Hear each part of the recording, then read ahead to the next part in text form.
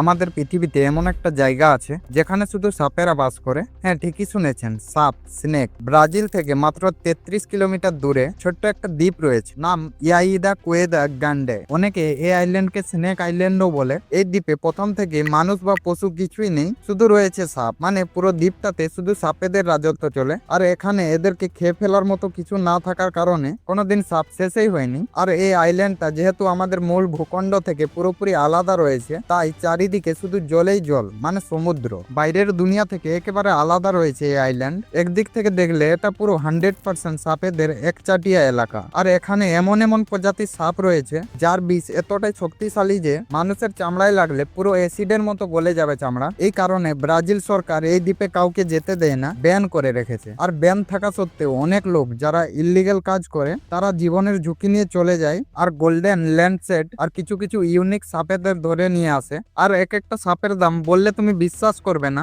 Black মার্কেটে এক একটা সাপের দাম $30,000, মানে 25 থেকে 27 লাখ টাকায় বিক্রি করে। মানে এই দ্বীপটা শুধু সাপেদের রাজ্য নয়, এটা একটা আন্ডারগ্রাউন্ড ব্ল্যাক মার্কেট হটস্পট বললেও চলে।